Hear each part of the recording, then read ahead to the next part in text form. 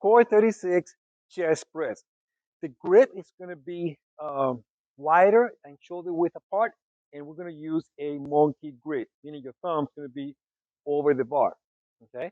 Uh, Number two, make sure that the cable travel car it's about chest height in the start position. Okay, the start position is a split stance. See, notice that I lower my center of mass. So because of that, now the cable is going to come about chest height or horizontal uh, to the ground. Okay, the stance, like I said, is a split stance. Front foot flat, toes to heel with a slight tilt. Okay, that gives you a strong base of support, and your back heel is up and back toes pointing straight to the front midfoot. Okay, the movement, it's the way you start with this movement is with a slight pull on my left hand. Why? Well, because I want to make sure that when I pull here, I want to make sure that my forearm is perpendicular to the bar. Okay, I don't want to start pushing like so. You see, I create excessive shoulder hyperextension, and that is not desirable. I want to be pushing where uh, forearm is perpendicular to the bar and elbow angle is also 90 right here. Okay, so if you further out and I pull the waist back, I don't want to start seeing my elbow angle is over 90, and forearm angle to the bar is less than 90. Okay, so to fix it, either I pull, see, now I'm 90, or I move back. Okay, either way, you got to be 90 here and 90 here. Okay, right there, 90 here, 90 here. Okay, but parallel to the ground. Okay, this is how you're gonna start, and then you're gonna pull, push. Now, once you reach to this point, okay, it's elbow flexion and extension. Elbow flexion and extension.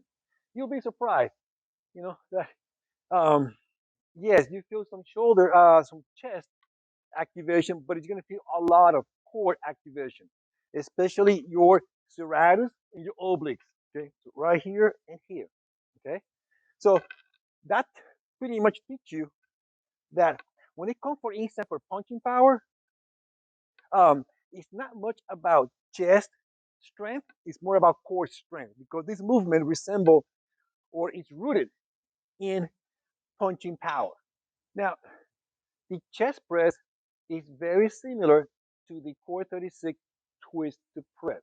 Okay, let me show you what the difference is. Okay, the twist to press, your arms swing. See my elbow? My elbow is not flexing, extending. It's arm swing in the horizontal orbit. Okay, with the chest press, it's just elbow flexion, extension. And notice that I also check my center of mass a little bit low as I flex the elbow and then extend the elbow. I check my center of mass a little higher. Okay, watch my front knee. So I go down, bend a little bit. So I go up, extend a little bit. Okay. So again, there's a big difference between the two. Well, there's a difference, not huge. Okay. So I personally like to stay here and then flex the elbow, extend the elbow. I'm supposed to go back. Okay, and then pull again. Okay. It's salt to taste. Okay, right here. And the reason why I stop here and don't continue is because there's no added tension once you reach this point where the bar and the cable is 90, as you can see there. Okay. After that point, you see it goes below 90, so you don't feel much tension anymore. Okay. Common mistakes usually is dropping the heel. Okay? And every time you drop the heel, usually you know your foot flare out because your hip opens or there's external rotation. So now, even though the force line or force vector goes in that direction, okay, because your right hip is open, you feel like there's a little fight. Okay, so this side of your body wants to go in that direction, but I really want to direct my whole body in this other direction. Okay, so as long as we fix this part here, everything else usually, you know, it's self correct. Okay, so again, when you hear Make sure that you rotate or coil your hip, okay? So you pivot your back foot, okay? Once you are in this position, you're good to go. Another mistake that I see is people like to roll the bar higher, at the top of the palm, like right there. You see how that creates a lot of hyperextension on my wrist. That is painful, or it could be painful over time. Okay, to avoid that, try to keep the wrist as neutral as possible by bringing or rolling the bar to the bottom part of the core bar. See, let me show you from here. I'm supposed to place the bar right at the top of your palm of your hand.